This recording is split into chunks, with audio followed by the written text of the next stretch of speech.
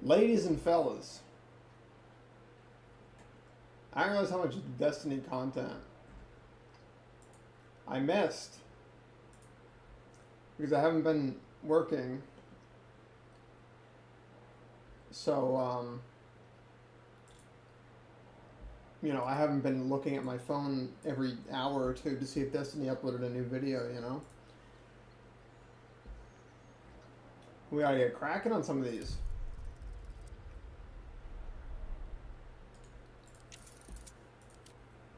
I think we do voice and music. Maybe I'll probably turn that down a little bit.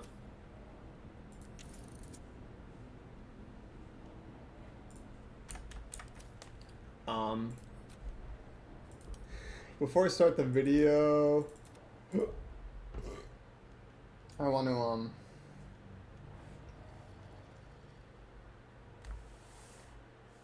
I think I want to rework, the monk. I don't know how to pronounce her name, I'm going to be honest with you. Is it Shizukasa? Shizukasa.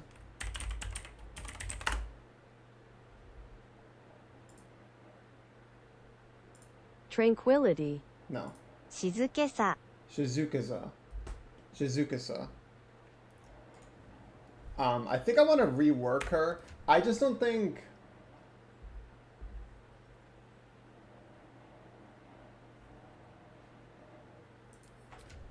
I think the dexterity is going to help me hit more often, right? That's how it works, right? You get like higher accuracy with your thing. Where am I right now? I think I also want to like do some of these peripheral quests before I like advance this. I did like this whole area. We don't have Halson, so I can't do this. We went into the basement here. I did this quest. I don't know why this is still on here. Like as it says like help flowers or some bullshit. I have no fucking idea. Oh, my bad. But yeah, we got investigate the House of Healing. We still gotta do that. We got to do, oh, we did this. We did this.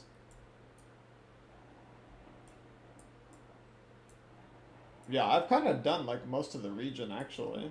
It's kind of, yeah, it's crazy how fast you can like blow through the region if you know where to go and what to do and shit.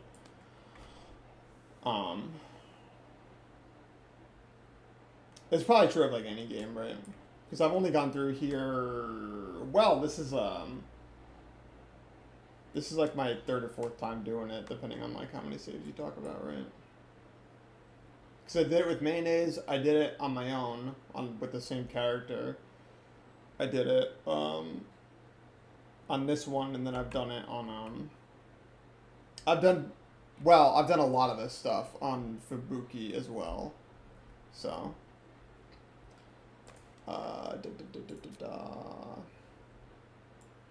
there's this thing here.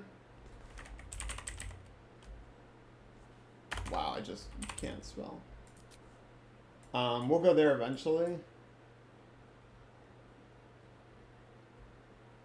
We do not want to go too far west because we don't want to hit what to do. See. Before we do any of that, I do want to rework what to do. See.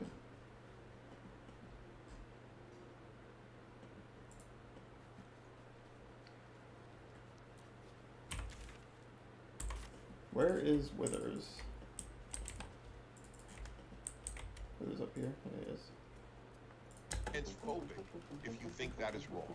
Where are you on something like bathrooms, for example? Bathroom Jesus. use? We're really doing Do it, you huh? want like a genitalia check, or what are you looking for? I think The that only obvious answer to bathroom stuff. The reason I called the position ridiculous, or I think the word was, but I think the reason I said that was because it was the should statement, because Okay. I don't really know how you could advocate for this position of like, which basically necessitates either ethnically cleansing or genociding like millions of people. Dennis, welcome. It's great to speak to you today.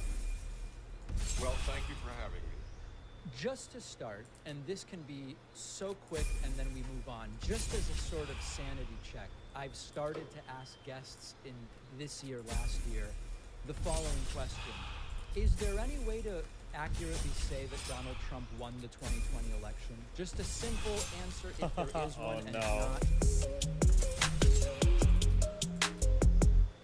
If there is one, and if not, it's fine for you to explain. So I have a relatively simple answer. And Relatively. I've given it from Oh boy. the election day to this day. Yes, sir. I am agnostic, which has satisfied neither the left nor the right. Okay. My colleagues on the right want me to say it was stolen, and people on the left want me to say we are certain it wasn't stolen. Well, and half of the right also wants you to say that, right? Half of the right wants me to. Oh, that I wouldn't say half. What the fuck? What is I would this? say most people on the right believe it was stolen, Prager is correct with respect to the polling data. or that there was a good chance it was. Wow. Unfortunately. I don't know what that gains us, but it's fair that you ask. See, it's funny. You regard that as a sanity check. I do. So, okay, so let me offer my sanity check. Please. Do you believe that men who say they're women can compete with women in women's sports? I couldn't have made a better movie. Actually, if this was a movie, I would be reviewing it and I would be saying, this movie is kind of shit because I feel like they're too blunt with the political messaging. Like it was too on the nose. They should have been more subtle. The idea that somebody could say, let's do a sanity check and then ask a question that is currently at the center of our democracy and is a conspiracy that 70% of people on the Conservative Party believe in, that somebody could go from that and go, okay, fine, but do you believe in X social issue that impacts less than 1% of all people in the country, and then athletics in 1%, so like 1% of the 1%. And they think that that's somehow like a valid counter question, that it somehow shows that there's an equal amount of insanity on the left or right. It's like the perfect microcosm. That is the perfect microcosm of where we're at politically right now in the United States. Holy Christ. Nerds think 1% of people play sports? I'm sorry, what are the percentages of people in NCAA sports? What do you think it is? Percentage of college students in NCAA sport, maybe 2 to 5%?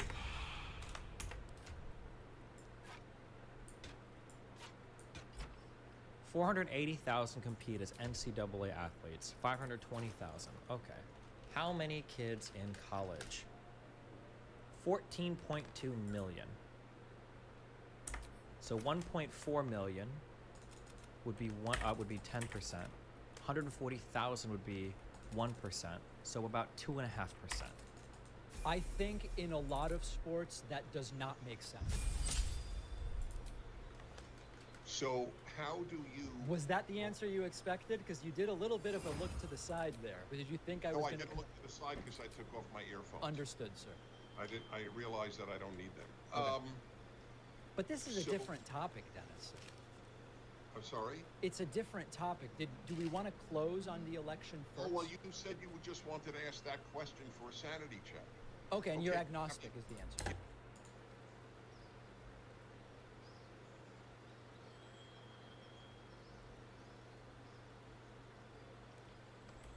They have to make a wisdom save.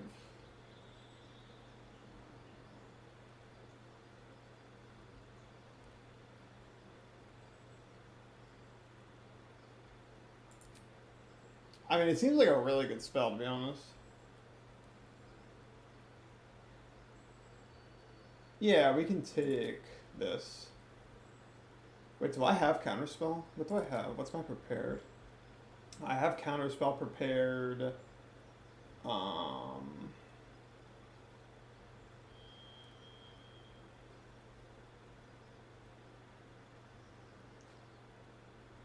Yeah, it's like, do I need hold person? Like, probably not. Ball of fire is situational, I'd say. This is also situational, to be fair.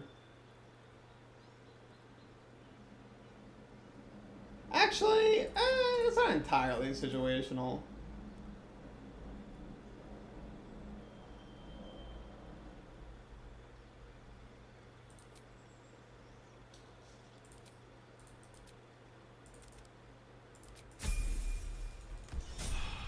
In any event. Gaily, gaily, gaily.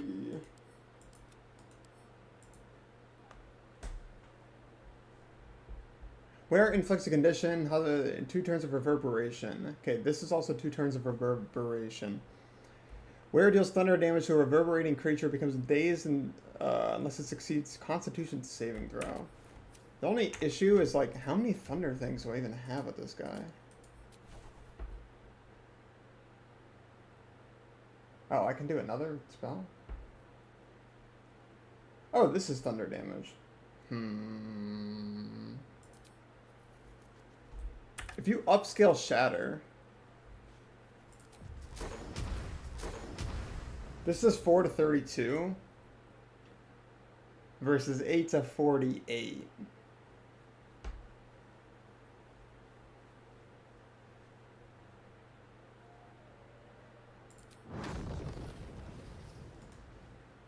But this is thunder damage, so it does a reverberation. These are like about, or this is a little bit wider for sure, yeah. I think they work differently though. Yeah, this kind of goes everywhere. You don't necessarily need like the same LOS in the way that you do for this.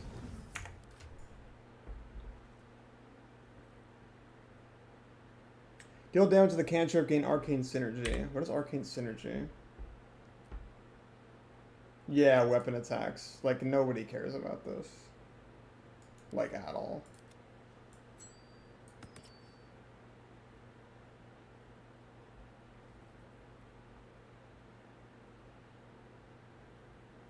Weapon attack roll. Inflicts a condition. Wielder gains arcane acuity.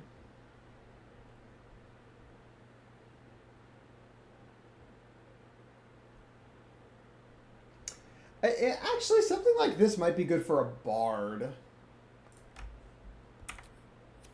What was the other thing that I just deposited? Like a bard if you're doing the College of like Valor or whatever.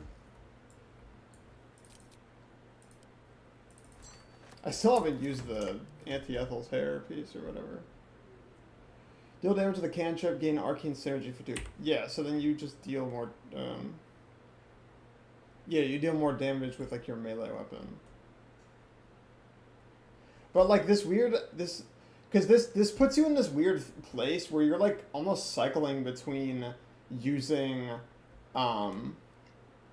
like cantrips and then, oh, this is useless. Ah, shit.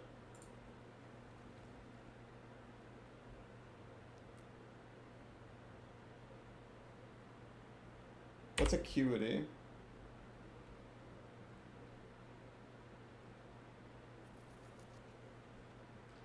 Spell difficulty class.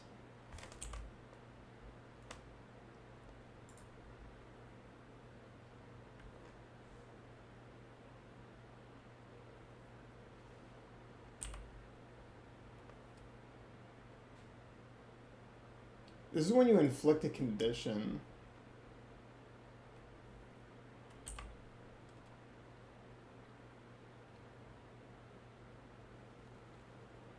Yeah, like I said, I think this is good for like a bard. I don't even know the thing. Like I was about to say warlock, but I don't even think so, really. Maybe druid? I don't even know. Like, why are you even... But on druid, it's like, either you're using spells or you're in animal form. Like, that just should be it. If you're, like, out of animal charges, you should long rest. Like, I don't it's just... You know?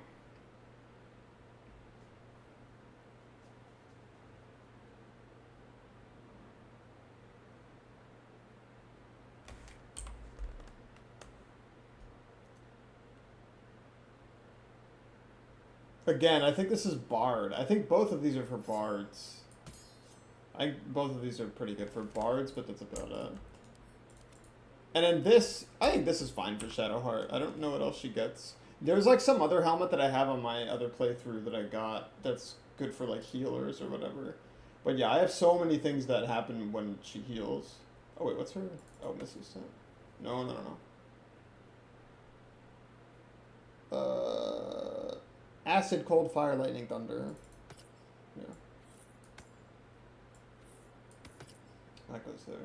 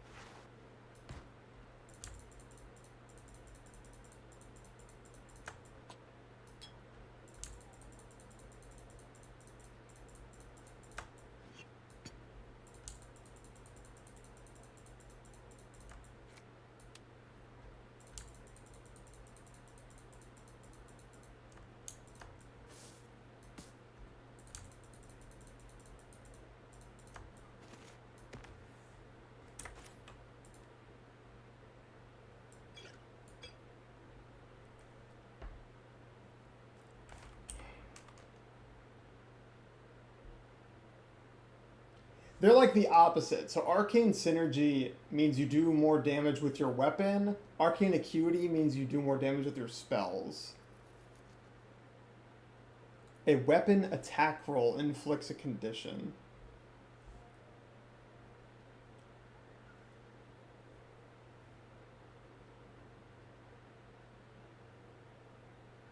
Again, it's just like, why are we attacking with the spellcaster? Like, as somebody that uses cantrips, why are you, like, using a weapon attack with them? I just don't understand this. Because, like, anybody who has, like, a worth a shit cantrip is, like, never using their weapons. So, Gale is pretty much never using his, like, crossbow unless he just doesn't have... Because he just has such higher accuracy with Firebolt and Ray of Frost that it's like, why would you ever do this? Like, what are we doing here?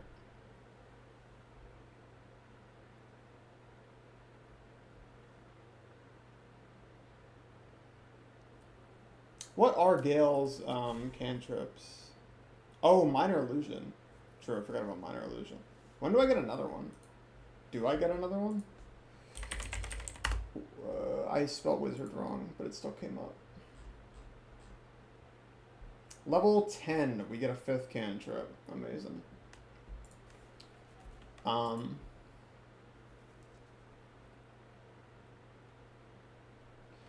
Chromatic Orb is basically a thunder attack.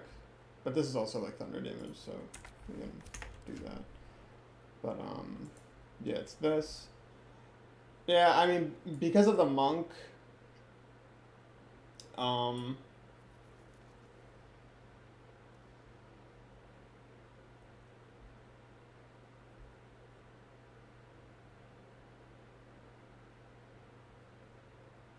because we have the monk this run, like, unless we want to go full on,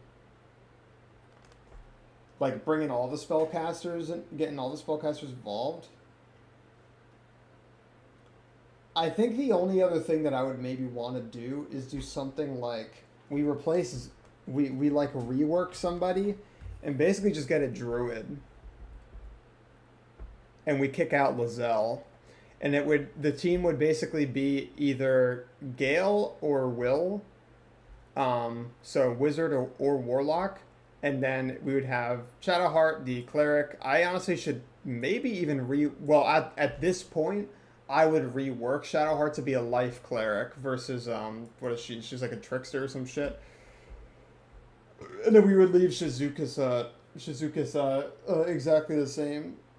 Because I don't think the Shadow Bug is very good.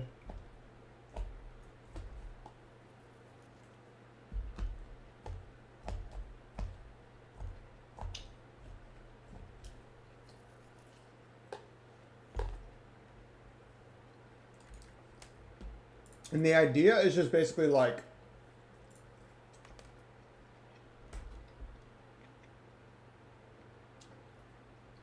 Shadow Art's keeping us topped up or whatever. Shadow Heart's still blessing everybody and that sort of thing, but Shadow Heart is also like able to actually be a little bit more free to deal some damage. And then we have the Druid to deal damage there. Whereas, honestly, a lot of the time right now, Shadow Heart's just like hiding because we don't want her to lose concentration on like Bless or something important like that. Yeah, I don't think these gloves are very good.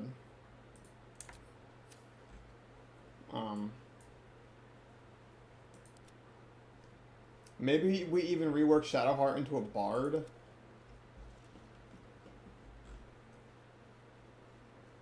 But I think it's like, yeah.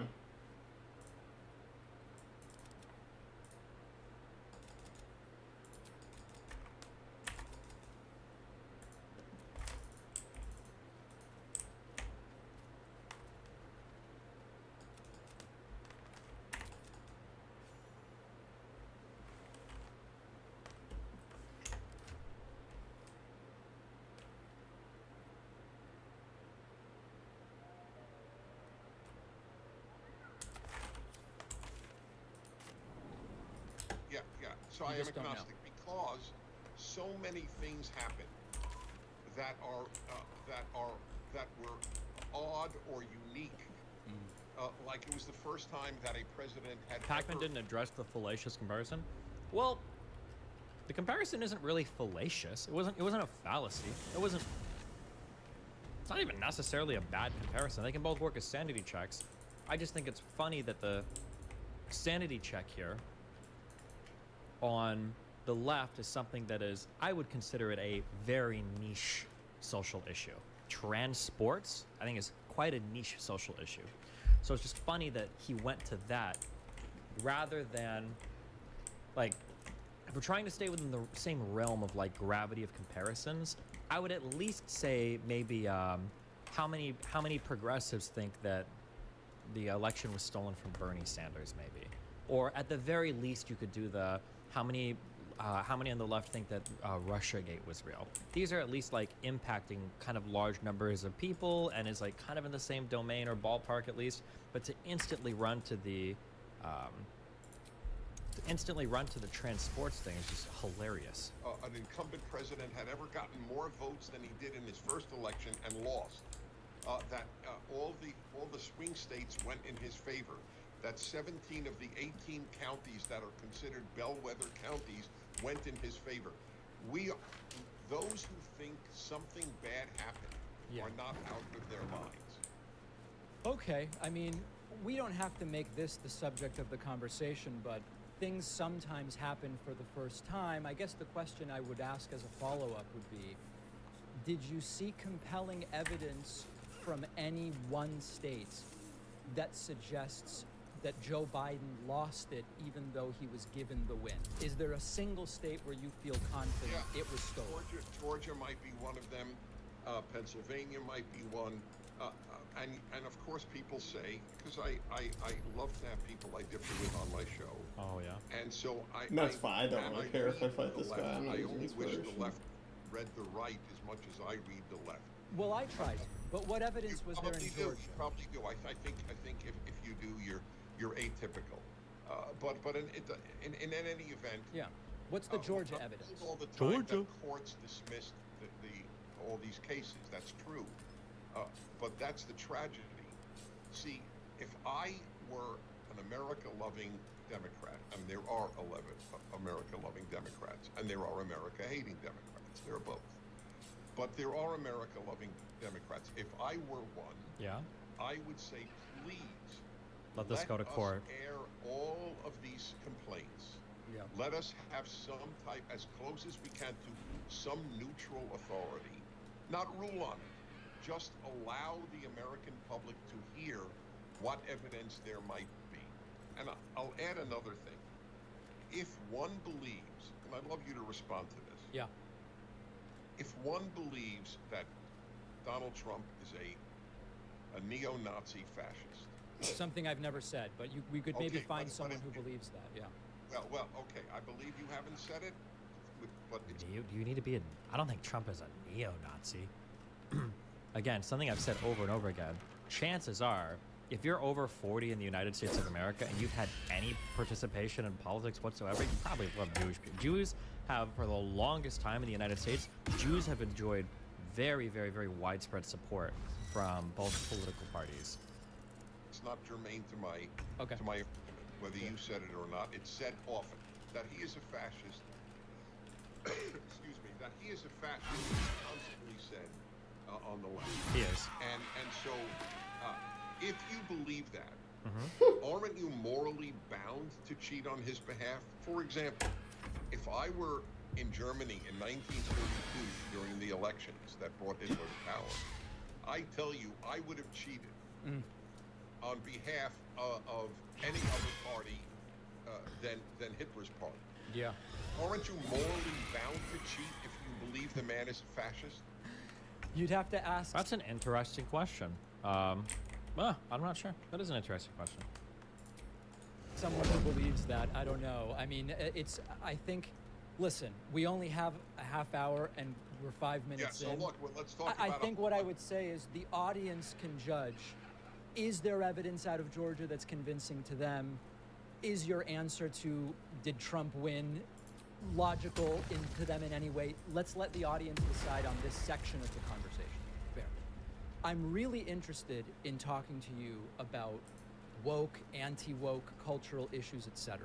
Now, you and I could pick one thing, like cat litter boxes in bathrooms, or quote men and women's sports, or drag. For anti-democratic action against groups which reject democracy themselves, I mean, principally you shouldn't be, but there's an interesting question of like, here's an interesting question.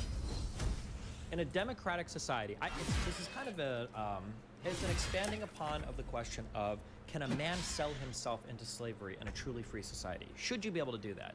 And there's interesting ones on both sides. Like, well, I mean, you're free to do whatever you want, but are you free to sell your freedom? Is it freedom to be able to sell your freedom? I don't know. I don't know what the answer is to that. I don't know what the answer is to that. So someone in chat said, the answer is no, you don't cheat. Hitler came to power by subverting democratic processes. If you do it too, you are just as bad. I don't know if that's true. My understanding is the Enabling Act did pass in their legislative body. So if somebody tries to pass legislation that is anti-democratic, is it anti-democratic to oppose the democratic process, or the democratic process leads you to anti-democratic measures? I don't know what the answer is to that. I haven't spent much time thinking about it. But I've had the closest I've had to this question being posed to me before was Pisco, when we talked about a coup. And I said, originally my answer was, it can't be a coup if they're following established processes. And then Pisco brought up the question of like, well, could we fathom that perhaps a coup could be done following established processes? Say, for instance, in Congress or in some other thing, somebody rules that we're going to ignore the outcome of the election and 2/3 of Congress will vote on it. Would we consider that a coup if like every established process was followed? Could we imagine like a legal coup? I don't know the answer to that. I'm not sure. Maybe. I feel like I could imagine that. So then or a similar thing, I guess, from the left for my question would be like something like packing the courts, right? Could packing the courts be seen as an example of a democratic, anti-democratic thing? Could one see that as that? Shows or whatever, and we could just talk about that for 25 minutes. But I want to zoom out a little bit because you've been in this for a while, and I've been following many of the things you've said about these issues. Here's my curiosity. If you look at Poland... Do Americans not learn about this stuff in history? This is literally how the Nazis came to power. Do Americans not learn what stuff? If you're going to just reject Poland, then we'll talk about that. But let's assume that we have some polling that tells us something that is relatively close to what the country believes. Record support for same-sex marriage today. Record number of people saying, I'm moving away from religion. Highest in the Roe v. Wade era of the country says abortion should be legal in most cases. Using Hitler is morally loading it because Nazis and genocide and whatnot. It's probably a more interesting and accurate person to ask, would you cheat against Mussolini? Okay, I'm going to be totally honest. I don't know call about Mussolini. What the fuck did he was he the only fascist loser that didn't actually genocide anybody? Or what the fuck, what was he doing? We hear so much about even Japan and Hitler. What the fuck was Mussolini doing the whole time? Was he like the loser fascist that... Loser alert.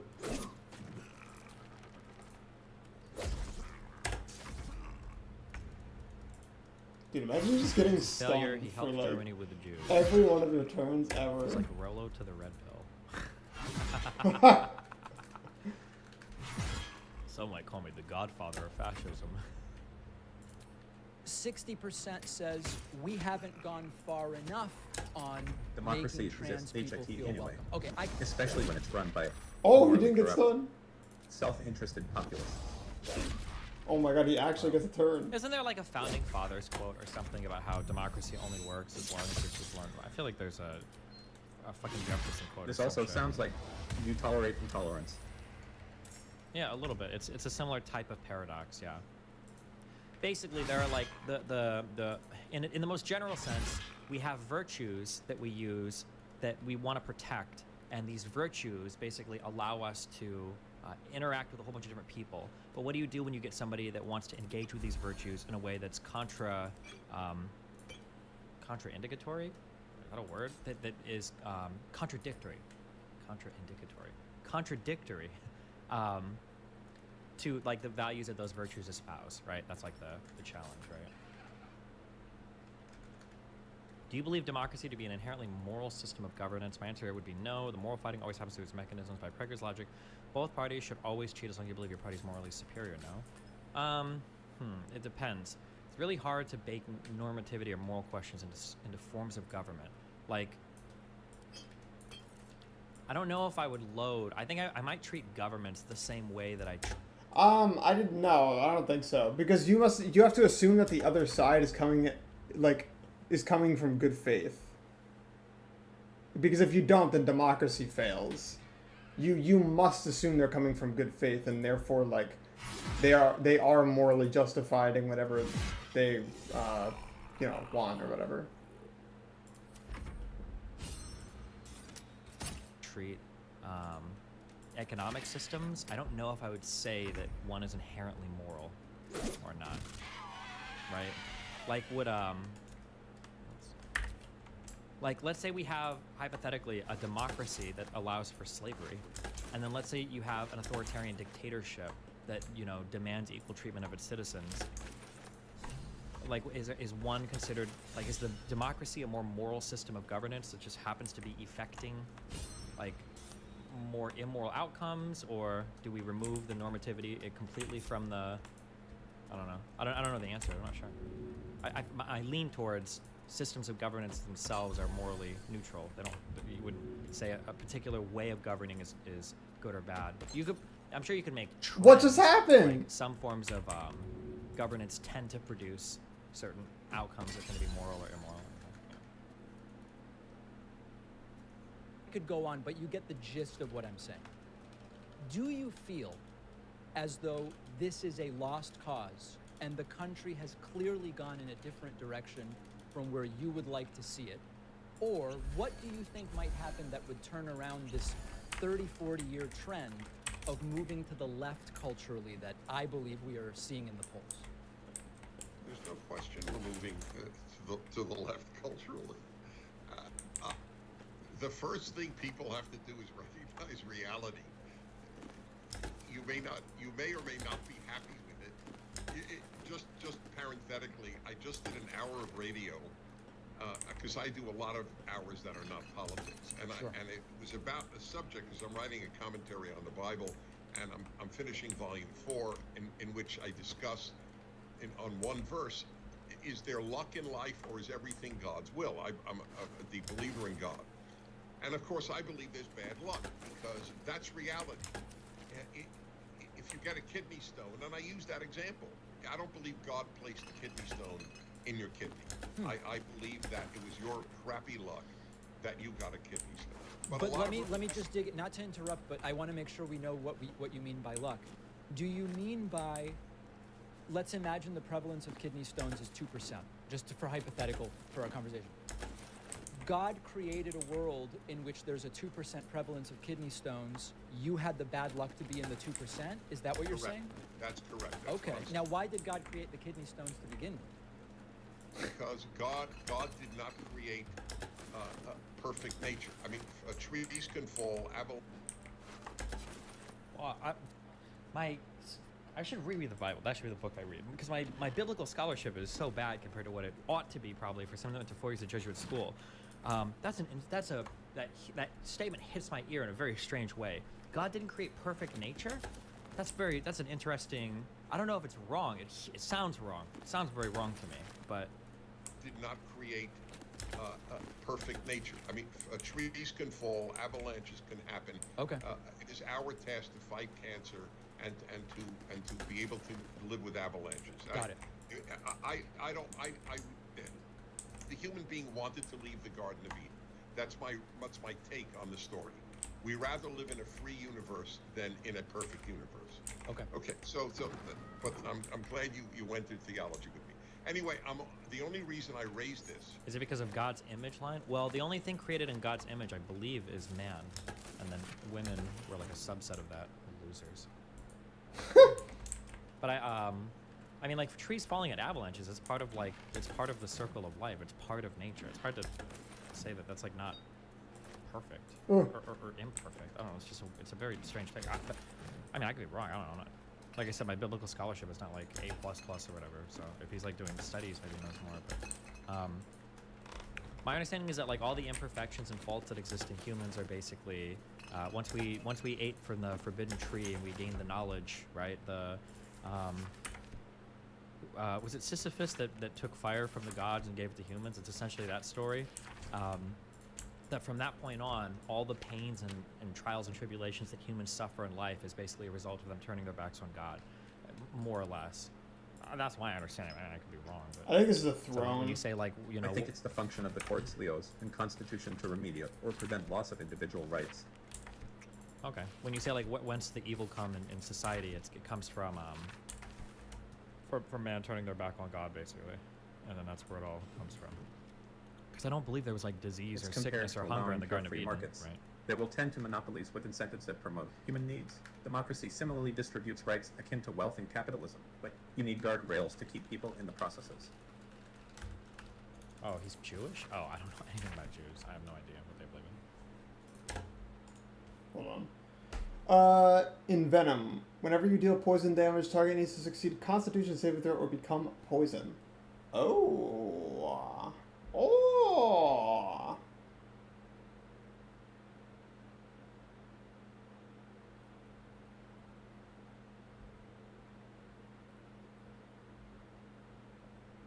Yeah, too bad all of my gloves are, like, insane.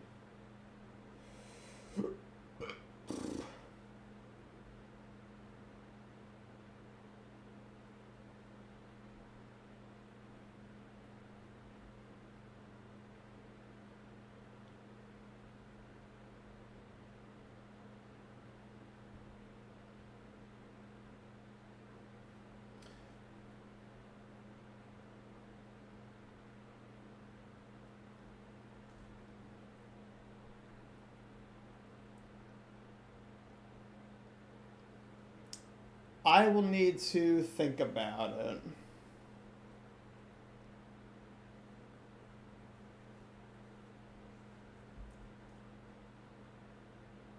Oh, it's acid damage? No, dude. I thought it was going to be poison damage. Well, unlucky boys. Yeah, they're going in the trash.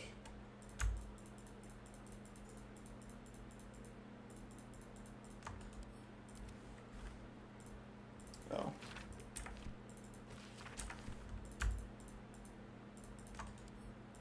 Do that. Do that.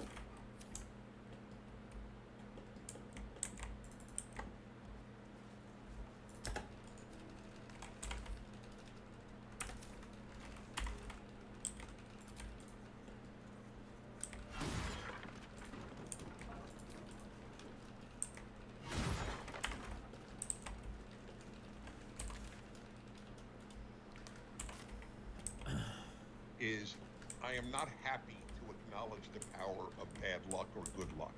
but it is the reality. I am not happy that 45% of young Americans say, according to Pew, that they believe not in free Jewish, he's speech, but not Judeo-Christian. for hate speech. It shows you how incoherent young people's thinking is, that they don't understand that the whole point of free speech is to allow speech that you can't stand. Okay, I'm a Jew. If you don't think the Holocaust happened, you're a liar, you are sick, you are perverted, but you are allowed to say it. By the way, you're not allowed in most European countries. You can be imprisoned for denying the Holocaust. Yeah, in and most to be clear, I'm a Jew as well, and I believe exactly what you just said. I believe you. Okay. I had a feeling you would, but just know your side is as opposed to free speech, as more opposed than Hitler. ever any segment of Americans has ever been. Oh, okay. We are living through the greatest crisis of free speech in American history. That poll is an example. Here's another one. Okay. 25% of Americans aged 40 and over have never been married, as opposed to 8% in 1980. We went from 8 to 25% in 40 years. Can we It talk is a about that one a catastrophe. little more? That one I Sure. find interesting. I'm not 40, but I'm in a long-term relationship. I have a baby. I'm Oh, not Blazer 420 Daddy, thanks for sub. married. It's a conscious decision I've made, evaluating what is marriage. Wait, did he say he's not married? Went from 8 to 25% in 40 years. Can we It talk is a about that one a catastrophe. little more? That one I find interesting. I'm not 40, but I'm in a long-term relationship. I have a baby. I'm not married. It's a conscious decision That's very interesting. Huh. I've made, evaluating what is marriage in 2023. Is that the sort of contract I'm interested in? Do I need that to mediate my relationship with my girlfriend? Are there protections that I find necessary? I don't know that for me and for so many other people I know that are probably in the group you're sort of describing here. In my opinion, especially once children are present, I think marriage is an important safeguard for the woman. Yes, that's my If you take. have a baby with a guy and you're not married, and that relationship fails, you could be in a very, very, very tough spot where you've thrown away your career, you've thrown away your future, and now you have no. That's if you're safeguards or doing protections, TradCom, and you're though. looking at- yeah, that's a. Now he might be in a common law marriage, or they have another contract worked out, but that seems like a very scary position to be in as a woman, I would say. That's if you're I doing the don't know TradCom that thing. it's If both parents are any kind of working, moral I think it's a commentary little bit or a different. commentary on the nature of relationships, but more about Because you can, I could be wrong, but you can like get child support if you're, if you were never married, right? That's correct. But like, yeah, if you're not working, yeah, absolutely. Why the fuck would you ever quit your career and to be like a stay-at-home mom and not get married? Absolutely, never do that. And like any woman that ever does that is retarded. Like you should never do that for sure. for most of human history, this sort of contract didn't exist. There was a period where it peaked. I think it was the 50s or 60s or 70s. It seems to be in decline. It's sort of a blip. I don't know that it's that indicative of the broader point you're trying to make. True. Also, less people are having kids, so I think less people are going to be married as a result of less people having kids as well. And that's not really anything that is like... I don't really think that the kids thing says anything about society, like, other than people are having less kids. Like, there's, like... this is, like, something that's... This is just, like, something that happens with more advanced societies. Like, as economies grow and as societies become more advanced, like, people just, like, have children less because they are more busy doing other things. Funny you should say this.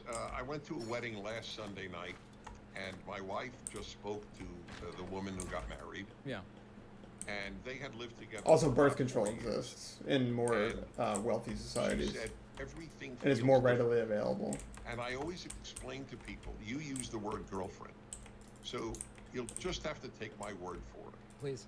That you would be conveying a very different image of yourself and your relationship if you said my wife. I agree. Okay. I think that is a worthy commitment that human beings should make. I would like you have a child, I believe. Yes, indeed. I would like your child to believe mommy and daddy are husband and wife, not just boyfriend and girlfriend. It's better for the kid, better for you, and better for the world. But why do you think then that this marriage thing was the sort of more prevalent status for such a tiny blip in human history, and now it's already diminishing? Well, I mean, the Bible was written 3,000 years ago and everybody got married. I don't know why you call it a blip in history. It's universal. People got married in virtually every civilization. Well, so if we consider modern humanity 250,000 years, for most of time, humans were not getting married. All right, look, if I can't talk about pre-Stone Age or pre-Bronze Age man. Okay, fair. Okay, since the Bronze Age, people have gotten married. and you know what?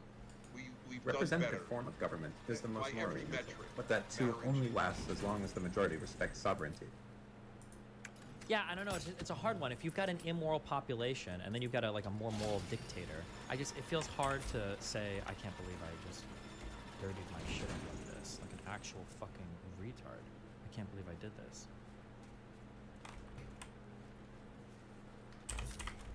Makes a better person and a better world.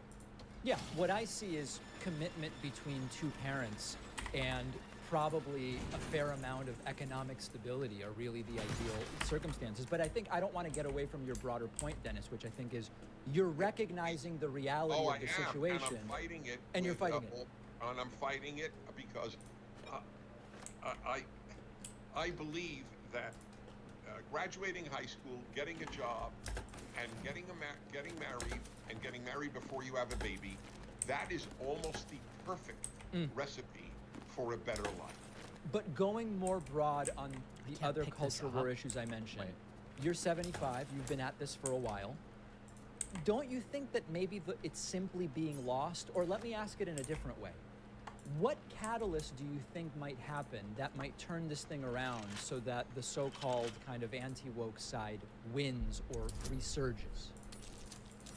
Well, it's a great question, and I don't have a perfect answer. I do think that the chaos of the trans movement, that people support the removal of girls' breasts when they're 18 or even sometimes younger, or boys getting castrated because they say they're girls.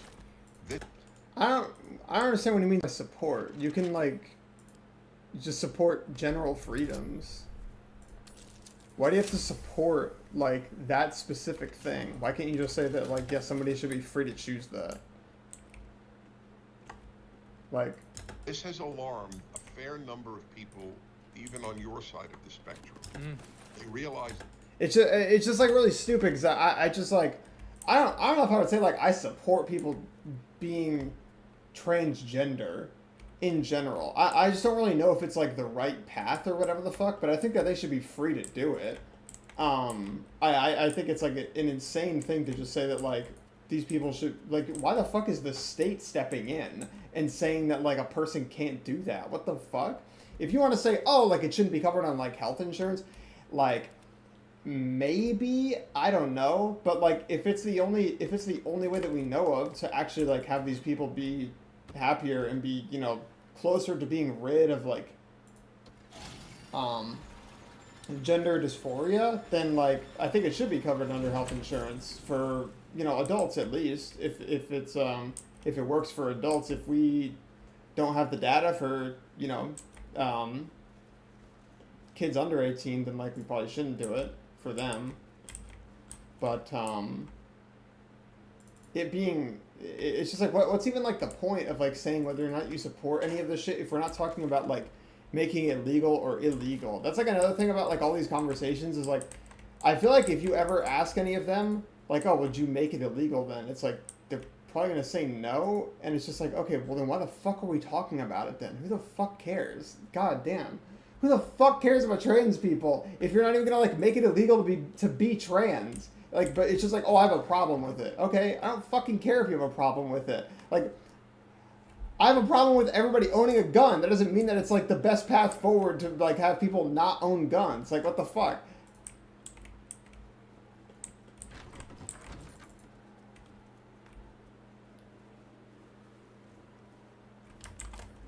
I might as well ambush these guys. There's no reason not to. This is madness.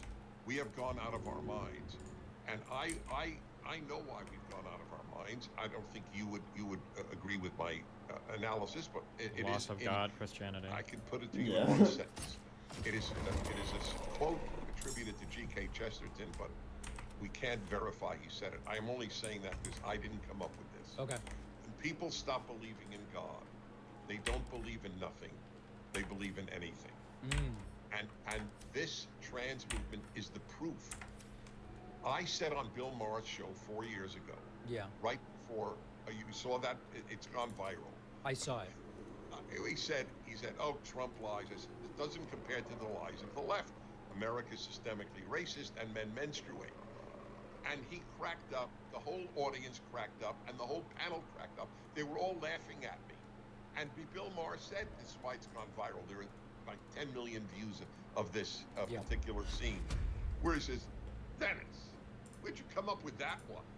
And that was 2019, the fall of 2019. And people go, what are you, nuts? Who says men menstruate? Within 2 years, if you denied men menstruate, you were considered transphobic. Well, listen, I mean, I'm glad to have, I'm going to be honest, I don't know that this is the most interesting thing for us to talk about, but that being said, I have said very clearly, there are some areas, if we just say the world of trans issues, there are some areas where I feel quite confident. Like, for example, when it comes to bathrooms, I was just in Spain. Beautiful country, terrific seafood, I recommend it to Beautiful. Dennis. The bathrooms, Beautiful. the bathrooms are just gender neutral. There's a sink there and a bunch of stalls, and people cross in the sink to wash their Bro, hands. Pac-Man doesn't engage. I think that's kind of the issue. I brought this up before. Yeah. That the issue with kind of these mainstream media interviews, this is why I said, like, I don't know if I would actually enjoy being mainstream, is he's got 30 minutes to do a conversation.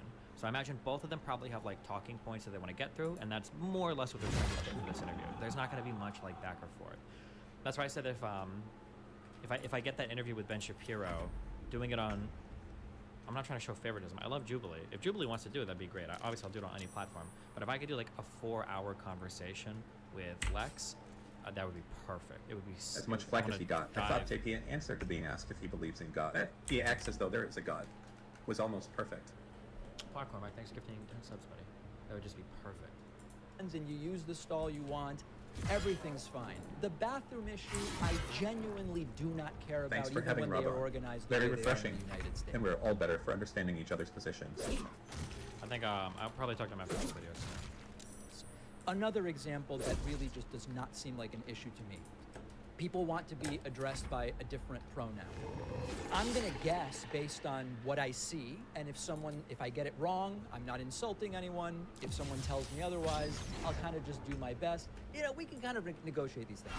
On some of this stuff, like a talking point I'm hearing a lot is, so many trans people who go through gender affirming care regret it, and that's a sign that something is very wrong. When I research it, it seems it's under 1% that express. Did you do any research on your own Burisma stuff, or just continuing off of yesterday? So I thought a lot about conspiracy theories and stuff, and I think after watching the new Pearl Harbor, I think after talking to Ryan Dawson, I think after talking to Nick Fuentes, and then after doing a little bit of introspection, I think that, and then after all the vaccine stuff and everything, I feel like, I think inside of me, there was a fear that if I engage, like, on other people's grounds with conspiracy stuff, that there's going to be a lot of stuff that I can't address, or it's impossible to overcome most of it, or, it's just, like, too deep or too difficult to comprehend, and I have to, like, be careful with how I engage with it.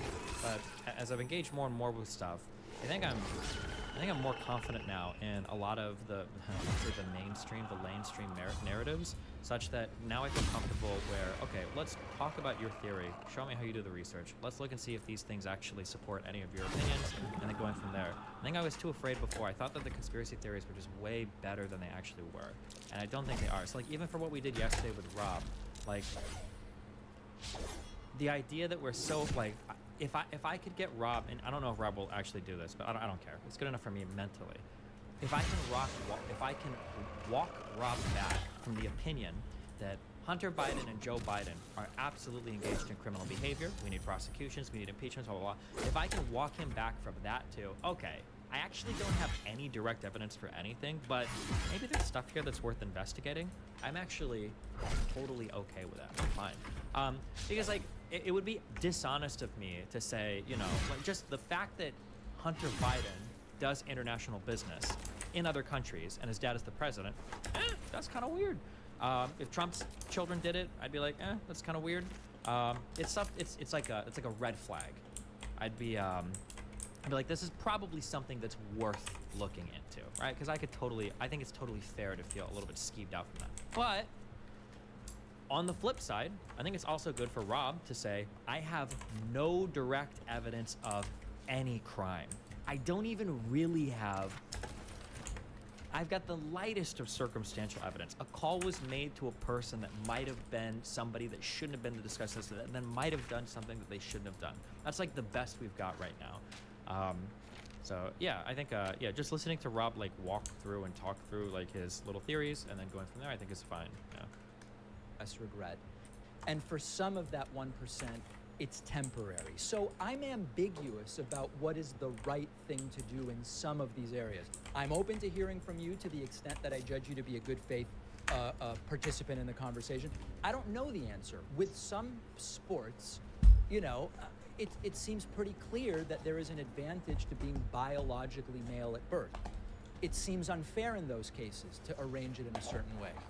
In others, it doesn't seem to make much of a difference. So I think that I am very open-minded on this, you know? Just curious, it's not even a challenge. Yeah. Name me a sport where there is women sports. You've got like maybe long distance running, although I don't think I fully believe that. The only sport that I've seen convincingly that women are, I think, actually generally outperform men on is, I think it's trap shooting, which I have no idea why or what the explanation would be for that at all. Where it doesn't make a difference. Chess? Well, apparently it does, interestingly. I was just reading that the International Chess Federation, whatever the name of the group is, noted that men did play chess better, generally speaking. By the way, if you're right, and I have no agenda here, then there should not be women's chess.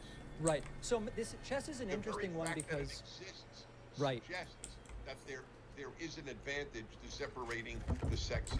My understanding is, and again, I think we're both trying to learn here. I actually don't even know if that's entirely true, because you could just say that, like, oh, well, you know, we just want, like, spaces for women to just, like, feel comfortable just being women, versus, like, if you're joining chess club, it's, like, with a bunch of guys, you know? And, like, you want to compete with other women. And, I mean, honestly, like, same thing for guys as well. It's like, you don't want to compete against women. Like, even if it's, like, something as, like, small as chess. I mean, I don't even think that that's, like, the worst explanation in the world for, like, that sort of thing existing. Understanding is the reason that the women's chess... Do we count swimming? I think that women's champion from the United States has technically dominated the sport harder than Phelps did on the mill side. Is that for certain types of swimming?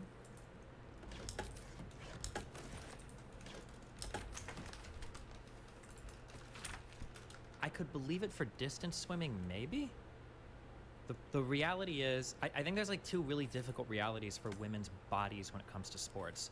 One is just that testosterone is just really good, and two is leanness is also really good. Being forced to carry extra body fat, as women's bodies do, and then not producing as much testosterone, it hurts it degrades physical performance so much. It's just so inconvenient in so many different ways, and it's at really competitive levels probably impossible to overcome those two unfortunate, like, biological realities of men and women. On mental stuff, I'm not at all convinced. I'm not at all convinced that things like chess need to remain gender segregated forever. Maybe I put too much stock into the Polgar sisters or whatever. But I do feel like culture drives really hard divides in terms of the things that men and women engage with. I'm resting almost all of that on my observations in music. where the instruments that men and women play are night and day different, right? Women don't play in rock bands, and it's so, the contrast is so stark that it almost seems a foregone conclusion that women just can't play guitar, women just can't play drums. But then when you hop over to the orchestral world and you see women playing some of the best, God, what's the name of that one? Like when you see like women like this, and she's not like, I mean, I'm not gonna say she's not uncommon. She's probably one of the best piano players in the world, I'm pretty sure. But when you see women like this play piano or play viola or violin or whatever, it's like, if you can play violin or if you can play piano at this level, there's absolutely no reason why you couldn't play guitar. You absolutely could. There's no reason. So when I look at the difference in instrumentation that are instrumental choices by men and women in society, this seems to be heavily culturally driven. Such that, and that would be an area where it's like, was originally created. That'd be an area where, like, if you show me the stats, I'm like, oh, well, biologically, men are wired for guitars and women are wired for violins, right? But I mean, like, physiologically, we can see it's not, right? There's no reason to think that. Yeah. Not enough young girls were participating Okay, because. fair enough, Oh, but- sorry. I was going to say the only reason why I could believe maybe women could do better distance swimming is because I think fat is buoyant. So maybe for long distance swimming, carrying a little bit more fat would help. But even at that, I'm not sure. I've never looked at the numbers before. I think people in chat are looking stuff, so. Is, and again, I think we're both trying to learn here. My understanding is the reason that the women's chess division was originally created was not enough young girls were participating Okay, because fair Chess enough. is not gender segregated. I believe that it's gender segregated in the ways that everything else is. Where aren't there women's divisions? I thought there was a women's ELO or ELO rating. Am I wrong on that? Yeah, most segregations are just making a women's league. It's not hardcore segregating it. Like, I don't know if anything is actually gender segregated. Like, I'm pretty sure women can play in the NFL. They just don't qualify. Women can play in the NBA. I think they just don't qualify. Men's league isn't actually a men's league. It's open. Yeah. Women's chess ELO are not separate. They just have some exclusive women's tournaments and titles. Are you sure? Am I making that up? I feel like I read somewhere that, like, somebody was rated this, but, like, this is like the women's ELO. It's like a different ELO rating. I don't know. I thought I read that at one point. I thought there was a separate ELO rating for women. Maybe there's not. Maybe I just read that incorrectly. Okay. Yeah, ELO is not an acronym. It's not ELO. It's ELO. I remember fighting about this in the Dota and the StarCraft days. Something is squeaking in the background. Your mom is in my bed. She's been calling Chess out isn't for gender hours. segregated except for world championships, where there are separate tournaments. Or it's my washer. If you choose. But it's yeah, something. it is. And again, I think we're both. Are we going to do the majority of a Pac-Man Dennis Prager interview? Is it going to be on trans issues? Is that really what I'm about to? Is that what's happening right now?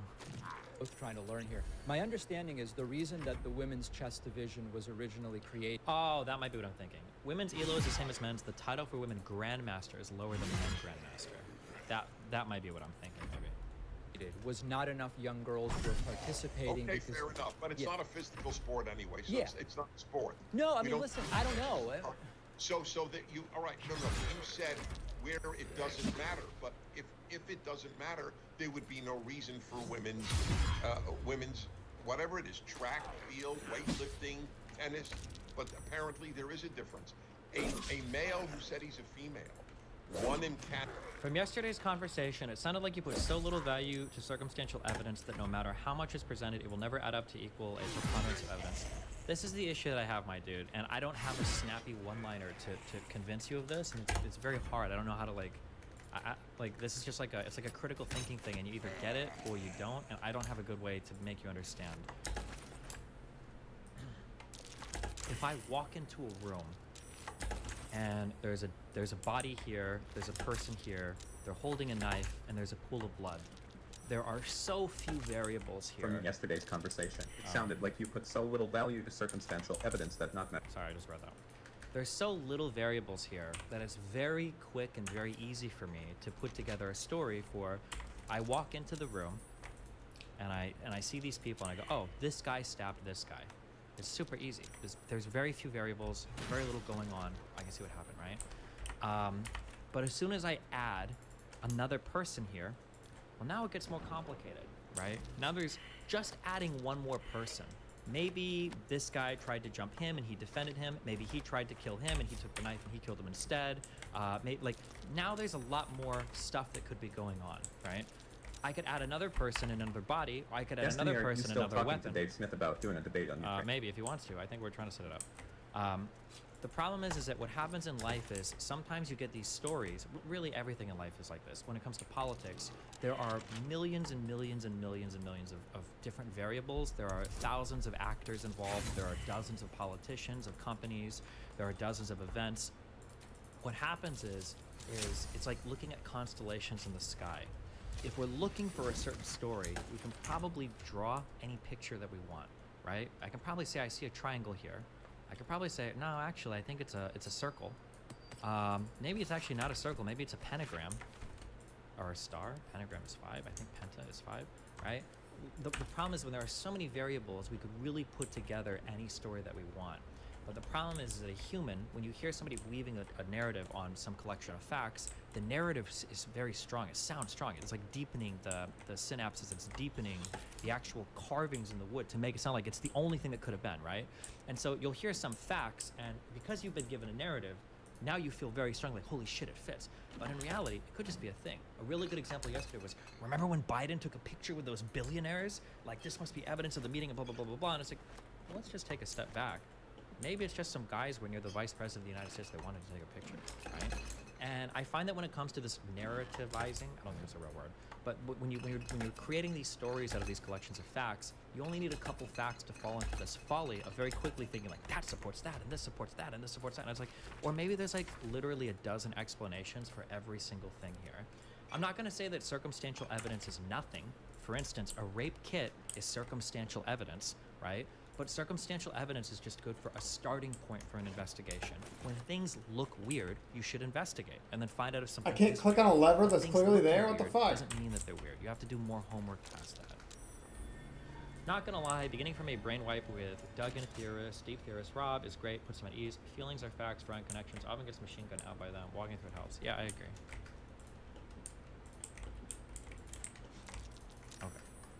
Canada. GL beginning from a brainwipe with Doug and deep theorists. Rob. I don't know why this is so delayed.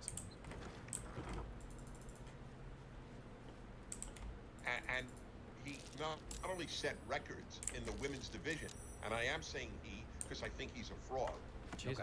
And a narcissist for hurting women like this. He Narrativizing lifted is a word? Oh, great. 150 pounds more than the first place woman. Right. I know you don't think that's fair, No. but on your side, the entire LGBTQ movement is unanimous in saying you're transphobic if you think that is wrong. So, I mean, listen, a couple of examples. Equestrian, right? I mean, it's physical. You're riding a horse. A lot of it has to do with the horse. If biological men who tend to be heavier want to compete against women, it doesn't seem like a major problem. Sailing is physical. You have to dominate the sail as you are being pushed around by wind.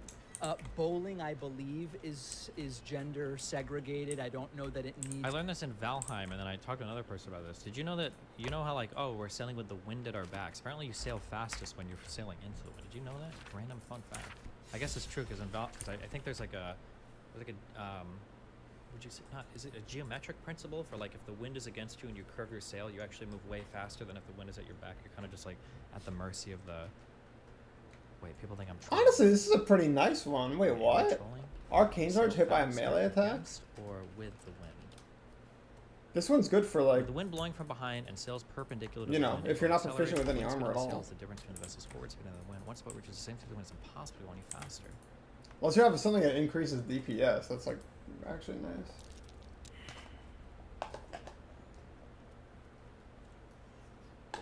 By sailing downwind at 135 degrees off the wind, a land sailing craft will sail much faster than the wind. Yeah. So sailing, let's see, downwind at 135. Would that mean coming against you at 135 to the side or behind you at 135? All I know is that if the wind is directly behind you, you can't go faster than the wind. But if the wind is coming at an angle, I don't remember if it's in front of you or maybe it's behind you curved, that you can sail faster because you can like cut against it somehow. I don't remember exactly how, but upwind sail. Okay, in straight line speed through the water with the same sails, upwind sailing is faster and downwind sailing feels slow. But I'm just reading quotes off of the things. Someone said you're fastest at 90 degrees to the wind. Oh. I know how to get here. How to sail against the wind. A I don't simple know. tacking guide. Why is this a Steam thing? Oh, this is for Valheim. Okay.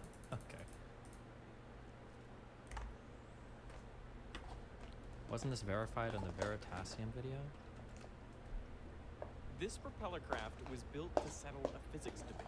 Oh, this is using a different principle. Because Oh, I understood this intuitively at one point. I don't know if I do anymore. Why did this move faster than the wind? what its creators claim I think it had to do with the gearing ratio, I think, between the propeller and the wheels. I'm trying to remember why. can do.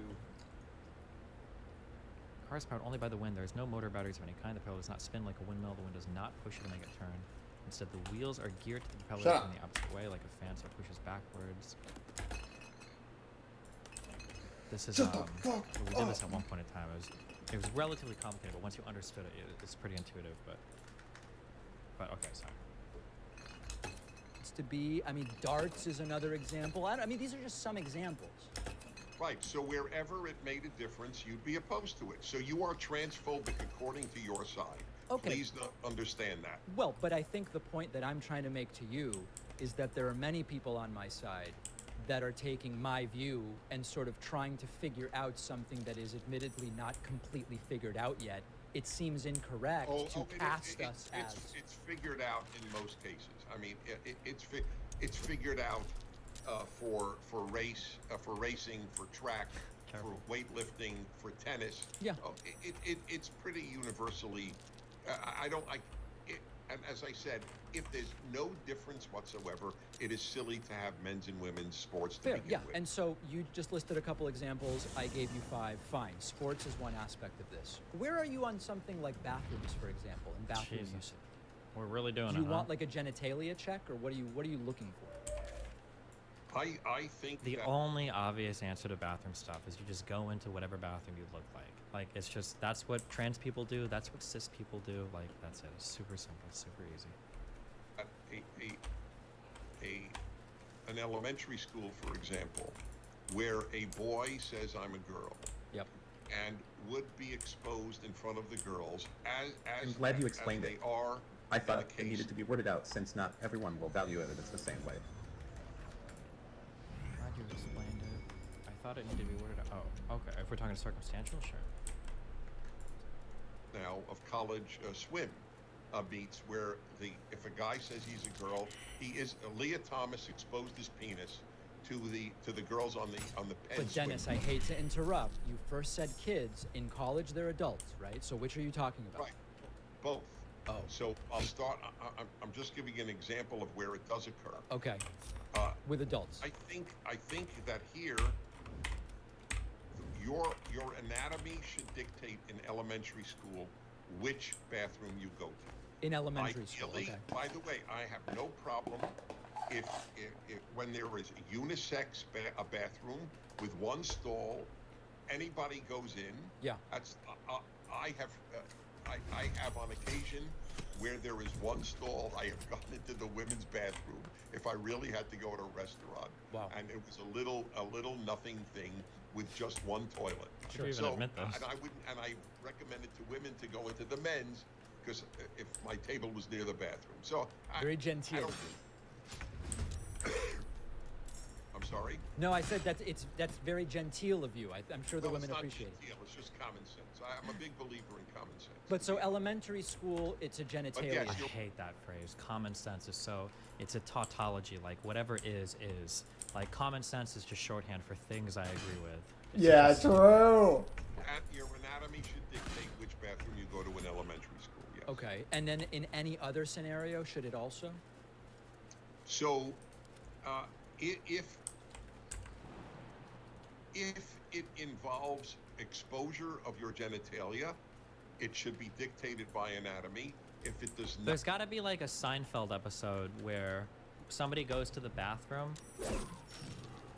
Somebody goes to the bathroom in like the women's or men's bathroom, and they go in because it's like there's nobody there and they really have to go, and then all of a sudden like women start regularly coming in and other guys trapped in the stall. This has to be like on a fucking Seinfeld episode or something, is it? There must be.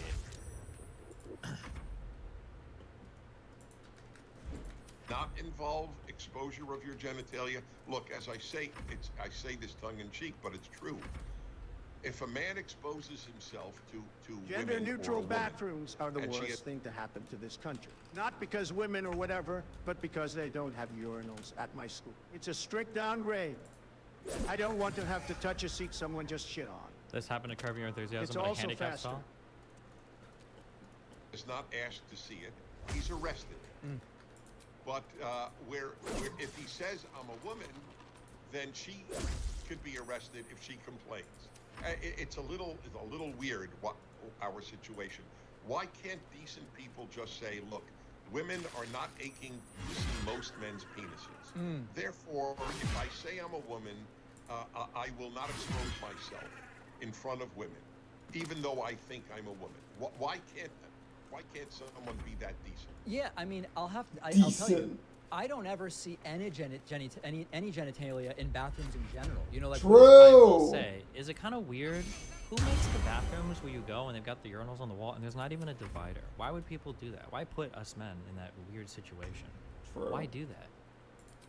And then you got people that they have to like stand and angle themselves all weird and shit, and like, who's in charge of that? Whatever guy was in charge of that, that dude's a pervert, or he's just an asshole because he knows he's making all of us uncomfortable. Lonerbox messaged you, he's crying. He has girls to join, okay? So does Rob. Man, I got everybody booked today, okay? We're working through this video, I swear to God. is the That's right. exposition. Okay, that's fine. Oh, yes, I understand that. So that's not a problem so for you then. Theoretically, a man says he's a woman and he enters a stall and nobody sees anything, then why would anybody complain? Yeah, listen, that sounds reasonable to me. That sounds eminently Hello. reasonable, what you're saying. Oh, look who it is. Now a good time? Yeah, if you want to, real quick. Here, I'm dragging in Rob too. You guys can both do this, okay? We can all do this at the same time. I'm just curious. I have no like strong position here, so maybe he has strong thoughts on this too. Is that okay? Yeah, sure. Okay. Yeah, hit me up. Wait, Rob, can you hear us? Yeah, I could hear you. Okay, yeah. He's got feelings about Israel. I think a few days ago I said that I feel like the What only is that solution to shit? Israel-Palestine is Israel basically just slowly solidifying the hold on the territory they have. Palestinians basically just kind of being ass mad that they're slowly getting kicked out, and that more or less the borders that exist now, with maybe some exceptions to some parts of the West Bank that Israel doesn't care about, maybe slowly goes back to the Palestinians, but things like the Golan Heights and everything are never changing hands, and nobody around the world is going to enforce it, and we're just moving in that direction. That's kind of my position. Then Lonerbox had an issue with that, so yeah. So when I heard you say that, because I rewatched the VOD before I joined in, and it did sound like you were kind of saying that you were asked what should happen, and I think you described it yourself as like having like a radicalized position. It felt like when I was speaking to you about it in the moment that you kind of moved on to this just seems like the most likely thing. Oh, I was So saying, I think the- I was giving that as a counter to you saying it was a ridiculous position, but I do think that's probably what should happen. I haven't heard a good argument for what should happen in contrast to that. Short of, like, everybody in the Middle East fucking chills the fuck out. Like, if there wasn't such a threat to Jewish people in the Middle East, I think I would be like, okay, they need to probably give some of this land back, or all of this land back, and then kind of, like, work out some solutions. But, yeah, go for it. Yeah, okay, so just to be clear, like the reason I called the position ridiculous, or I think the word was retarded, but I think the reason I said that was because it was the should statement, because Okay. I don't really know how you could advocate for this position of like, which basically necessitates either ethnically cleansing or genociding like millions of people. Does ethnically genocide When there's- or does genocide or ethnic cleansing, is that necessitated if we're just talking about expulsion or Well, apartheid expulsion is or ethnic whatever? cleansing, isn't it? It would might be a part- I'm just yeah, making sure. When I yeah. hear ethnic cleansing, I think of like killing fields, like murdering and everything. But you mean ethnic cleansing could just be like mass deportation of people, right? Yeah. Okay, sure. What do you mean by genocide? Genocide's them like when all? you deliberately kill them, like wipe them out, right? What that's so you're saying it would lead to ethnic cleansing and genocide? One or the other Or- would be necessitated or by my the other, position. okay. Yeah. All right. Yeah, that's Yeah. so that's the thing I had a problem with, is saying that this is what should happen, because I think saying that should happen, that Israel should just grab more and more of what they've already occupied, like in the West Bank. To me, I think it's a horrible position for the Palestinians to advocate for, but it's also actually, I think, even a little bit self-destructive to Israel, because it's a massive gamble, especially if you're like a pro-Israel person, because as soon as you start doing that, as soon as you start annexing, realistically, you're not deporting millions of people like anytime soon, and they're going to demand voting rights. And internationally, voting rights is a very difficult thing to argue against.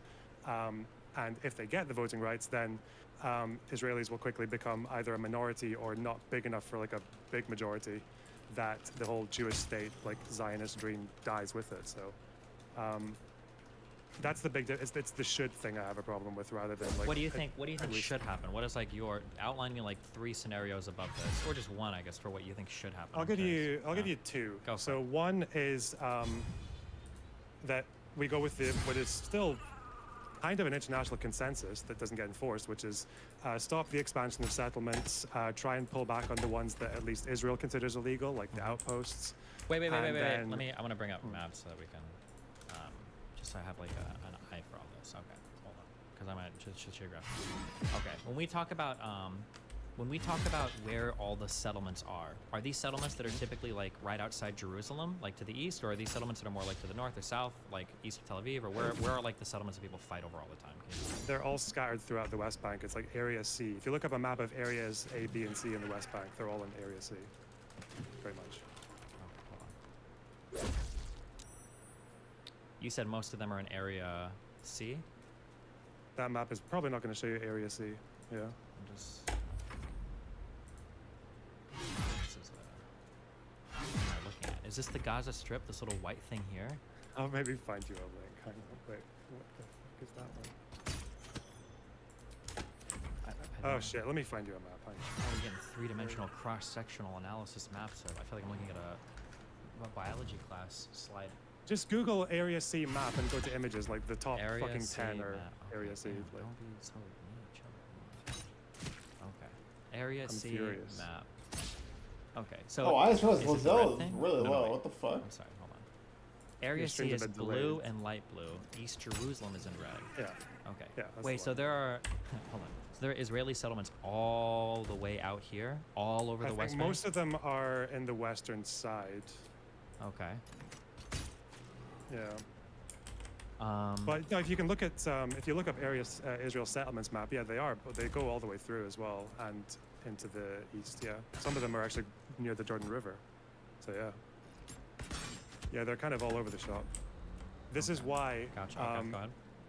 Israel keeping so one position that is like maybe the Israeli right-wing position, which is just that they take Area C, right? Because that's what Israel already controls, and they leave A and B to the Palestinians. That's what gives you the Trump peace plan. You can look at that map as well. It just looks like a kind of Wait, batshit where is, like I need to leopard see. print map. I need to see. That would be area all A. the white places being Oh, Palestinian. okay. That sounds like a clusterfuck. All right. Yeah. How, like, also, can I just get my mind on this, okay? How big is this whole area in comparison to, like, a state? Like, if I go from the north of the West Bank all the way down to the south of the West Bank, what is, like, the West Bank, like, what is the size here? It's Because not, I'm it's a looking bit at this smaller on a than map and Lebanon. it looks really big, but then I see down here, the scale here is kilometers. Is, like, all the way from the north to south, are we just talking, like, a few hundred kilometers? It's a bit smaller than Lebanon, so yeah, it takes maybe not more than 2 hours to drive all the Gotcha. way. Yeah, because I know exactly how big Lebanon is. I've driven across it so many times. I'm referencing it for myself, you know, just my thought process. Okay. Can you do this in like terms of like Florida's or Texas's for me? Driving for 2 or 3 hours will get you across the whole place. Okay, I we'll think. get you from top one to of the other. bottom for this. I think so, yeah. Okay, crazy. Not Okay. more than 2 hours, I think. Gotcha, gotcha. Okay, that's pretty wild. All right. That's also why, like, a lot of the refugees, even from back in '48, like, there's a whole thing where you get these photographs where they're basically in a refugee camp and they can still see the ruins of their old villages from, like, across the field. Yeah, it's Gotcha. great. It's a small area. Okay. All right. Hit me. Okay. So hit me up with your thing you're saying. You said the Trump So- one of Jews keep Area C and the Palestinians are in this like leopard print is probably not good. Right? Probably not. No. Okay. So I'd say what's the more, I guess, like the American liberal or like center left position would be that they pull back on, they stop expanding settlements for one. They pull back on the illegal ones, which are about maybe 100 of them, and then illegal by Israeli standards. And then they kind of work out like a land swap thing, a settlement on Jerusalem, a settlement on refugees, and then they go with that, which is what like they've come fairly close to in the past. They're this is kind of what was the peace process of the 90s and 2000s. So that's one option. Two Okay, states. wait. So say that. Repeat that. So Jews pull back from the illegal settlements, which are, you said most of them, or? No, it's like 100 out of 350, I think. Yeah. Okay. The outpost that Israel considers illegal. Yeah. Okay. Where is the on this map? Where is the Golan Heights on this map in comparison North. to Jerusalem? Is it See directly? where Jenin is on the north? Yeah, it's just north of the West Bank. But north of there's a bit of okay, Israel, okay. then there's Golan Heights. Gotcha. Okay. So it's north of Jenin. There's the Golan Heights. Yeah. Okay. All right. So, yeah, that's one. I think Israelis are still fairly split. I think there's maybe a bit less than half of them believe in stopping the settlements. I think half of the parties believe that. They're all fucked out of power right now. But as for Palestinians, they used to be mostly in support of that solution. They're a lot more skeptical of it now because of how much of a failure it was in the past. But yeah, that's one possible solution that I think is worth pushing for before the annexation thing. The other one. Oh wait! Is, My internet just blipped for a second. Oh. It's coming back. Okay. Just calm yourself for a microsecond. You can still hear me, right? But I also see a lot of Fs in your chat. Oh no. Is my kick stream still up? Don't know. Oh, sometimes YouTube is weird. I don't know why I did that. Okay. My kick stream is still up, I think. Weird. Okay. All right, go. Okay. Also, I'm so sorry. Okay, so repeat that last thing one more time. I was looking at the map, getting it, and I have it in my. Okay, so repeat what you said, like the liberal thing was. Repeat that one thing. I've got it now. Yeah, that's it. Like it's pull back on settlements, Okay. negotiate land swaps so Israel can keep the larger settlements in exchange for land elsewhere. Okay. Settlement on Jerusalem. Usually there's something like Palestinians get the Palestinian majority areas, Jews get the Jewish majority areas. Okay. There's some kind of like open city plan. Settlement on refugees, and then that's like the two-state solution that is mostly popular amongst like center left. Gotcha. Was very Can you tell popular me with Palestinians. when you say pull back on the most illegal settlements or whatever? Would this give just totally like a fucking retard opinion, but like I feel like no plan works unless you have like a whole country that's like connected start to finish. What you just said, would that give you like a decent chunk of Palestinian land, or would it still be like split into like 3 different weird fucking bodies of area? Most of the maps I've seen, it looks like Palestinians keep like 97% of the West Bank. Like that was a lot of the plans. Oh, from, okay, gotcha. So it's quite small. Like the very big settlements, there aren't that many of them, and they could just connect to Israel. Yeah. Okay, The 'cause when I look at connection this- would have to be Gaza and the West Bank. Yeah. Gotcha. When I look at this area C map, are you saying that most of these blue and light blue areas have Jewish settlers in them? Yeah. Okay, gotcha. Okay. So that you'd be pulling back quite a bit. Is it, just curious, when we talk about Jewish settlers, are they mostly a certain type of Jew? Like, are these like Orthodox Jews, or are they just like hip young Jews, or like is there like a particular type of Jews, or? A lot of working class Jews. It's much cheaper to, not really work, but like it's cheaper to live in settlements. So people with families, but also the illegal settlements, like the ones that Israel considers legal, they are there because they are religious nutcases who think it's their fucking homeland. Like Gotcha. that's the only reason they're there. Yeah. And so most people. And they set up fucking tents and like portable Yeah. boxes and shit. Sorry to interject the flow of this, but I'm gonna back out until you're ready to talk, Destiny. I don't yeah, want to be sure. rude. I don't really have anything to add to this. Yeah, you're fine. You're fine. I'll message you as soon as I know this. Sorry. Okay. Okay. No problem. Okay. Go ahead. Okay. Okay. Man to man.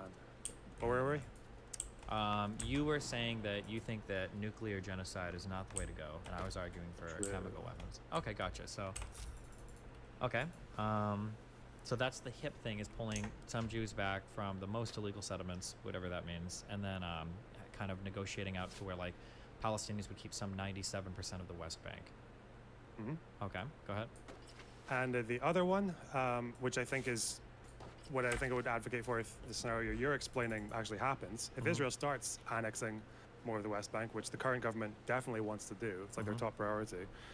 If that happens, then I think you would have to support Palestinians who just want to make it one state with voting rights. And that's maybe where we would be at an impasse, or where we would have a disagreement, sorry. The one-state solution, you mean? Yeah, if Israel just keeps on annexing so that there's no possibility for a two-state solution, then Palestinians will switch their advocacy for just the whole thing is one state. Yeah, one and voting state. rights for I don't Palestinians. think anybody genuinely wants a. Well, Palestinians might, but I don't think Israel wants a one-state solution, right? They do, but they want one where Palestinians can't vote. That's Okay, like the so, yeah, far that's not- right of Israel. Okay, so yeah. that's the apartheid solution, right? Yeah. Huh.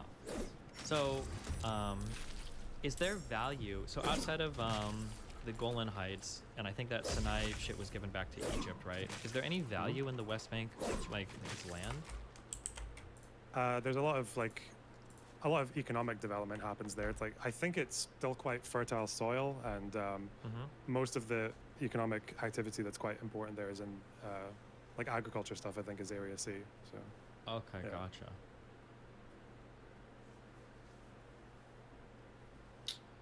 Huh. So there was a question you asked me. I'm aware that Golan Heights aren't part of the West Bank. I know. I was just curious if, yeah. And technically, they stole that from Syria, I think, during the Six-Day War. So that wouldn't even be on the table to get back to Palestinians, I imagine. No, although I that's a think whole Syria separate probably story. still wants that back. But Oh, I'm still hidden? okay, sorry, go ahead. Syria's a bit busy right now. Yeah, so I think you asked me a question a little while ago about if we were talking about South Africa, and if let's say the whole question was whether you would choose apartheid or the white South Genocide. Africans all getting murdered. Yeah. Yeah. I don't really think that binary really exists. So even if we say like tomorrow, all the white Boer farmers in South Africa just get murdered, let's say that happens. Would you then say that ending apartheid was a bad decision, the wrong decision? Damn, I don't know. I think this would be the more direct equivalence. This is what people would be saying, okay? If there was a whole bunch of, I'm going to just use black and white, we'll make it as inflammatory as possible. There's a whole bunch of black people in South Africa all saying, we're going to kill all the white people, we're going to kill all the white people, give us voting rights, we kill all the white people. And then you end apartheid, you reintegrate everybody, and then they kill all the white people. And then somebody looks at you and you're like, do you think that was a good idea? And you're like, well, yeah, we had to end apartheid. I don't know, I'm not sure what the answer is. Walk me through it, what do you think? A lot of South Africans did say that. Black South Africans were saying, that Kill the Boer is an anti-apartheid song. It's from way back in the day. I guess it would depend on the leadership, because the only way South Africa ever was going to end apartheid, it wasn't because of just boycotts and sanctions. Between that and ending apartheid, there were negotiations, like bilateral negotiations with Mandela and the ANC and the white South African government. So the leadership of the Black South Africans had to convince the white people that they did have a future in South Africa, that there wouldn't be massive repercussions, and the white people were only going to keep those negotiations going if they had assurances that that wouldn't happen, right? So that there would be property protections. That was one thing that Mandela did. That's why the Boer farmers are not all getting their fucking farms taken away from them. Other basic constitutional protections, because they're like technically a statistical minority. So that would depend. Obviously, if the Palestinian leadership was saying we want one state so we can throw the Israelis into the sea, you'd probably advocate against that. But I would imagine if they're going to have a leader that needs some level of American backing or international backing, then they're not going to be saying that. What? Because isn't this essentially the arguments that Jews give? And it's not even like that ridiculous. Like people in Iran, I think, right, do want to see Israel fall. They have an international fuck body, right? The IRGC that is directly involved in trying to murder Jewish people, I believe, by sending in international support to people like Hezbollah or Hamas, especially in the Gaza Strip. And for a lot of these people, I think they literally are like death to all Jews. We want to kill all Jews, death to all Jews. So I feel like that's when I look at like the conflict in this region, the issue is like, it's not even really the Palestinians I think what we're really talking about. It feels like it's all of the other parties around them that have a high vested interest in seeing Israel destroyed, right? You've got Saddam Hussein lobbing Scud missiles over during the first Gulf War. You've got, like all these other enemies surrounding them. Yeah, what do you think? Yeah, talk me through it. So Iran has been saying that since 1979. Hamas have been saying that since 87. Neither of these groups were especially popular amongst Palestinians until kind of mid to late 90s. And I think what kept those groups at bay, especially Hamas, was the fact that Israel was engaging in negotiations. They had Rabin, who started the Oslo Accords. There was some kind of like mutual recognition given between the Palestinian leaders and Israel. There was some kind of like path for peace on the table, and the international community seemed to be in support of it, like Clinton and all that. So I think whilst that was there, I think Hamas barely got like 15% of the vote, probably less.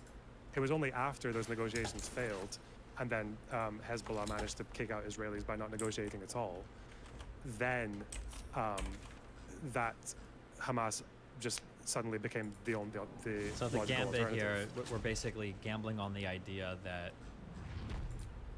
I don't want to use the word appeasement because that's so loaded. But we're basically saying like, okay, all these people are saying death to Israel, but the only reason they're doing it is because look at Area C. Look at how aggressive Israel is in expanding into Palestinian territory, depriving Palestinians of human rights, of essentially running an apartheid state. If Israel would just chill and be nicer to the Palestinians, then the drive or the goal of all these Wow, I like Arabs barely in the got area that XP. basically want to kill Palestine, Wow. they wouldn't have anywhere near the popularity that they enjoy right now with Palestinians. Is essentially the gamble that we would be asking for, which it would be a gamble, but you're saying it'd be a reasonable one. Like, yeah, they'd probably chill a lot. The problem is that everything's a gamble, right? Like annexation is a gamble as well. So, Well, but- there's one well, gamble is in favor of human rights, like directly. Well, it depends on whose human rights we're talking about, really, right? And when you say that one side is a gamble, I'm sure that for Israel, they'd say, okay, well, we're going to go ahead and take the gamble where we have the most agency. And our ability to defend ourselves and fight other nations is we're going to gamble on ourselves, our military prowess and our intelligence and our allies, like the United States, rather than gambling that if we give these Arabs everything they want, that they're not going to try to destroy us again, basically, is what it sounds like. Okay. I just don't think there's ever I'm not gonna... like 100% bonded to this. I'm just giving like the other side. Like what would have happened for the 6-day war if Israel would have lost? Like what would that look like? I feel like Israel would cease to exist as a state. Do you think, or what do you think? Probably. Yeah, I don't know that much about 6 Day. I mean, 6 Day. There's so many fucking alternate narratives on this that I try to avoid that shit. But yeah. It's there's one possible scenario where that happens. Yeah, where they lose even the 48 war, and then they just all die. Yeah.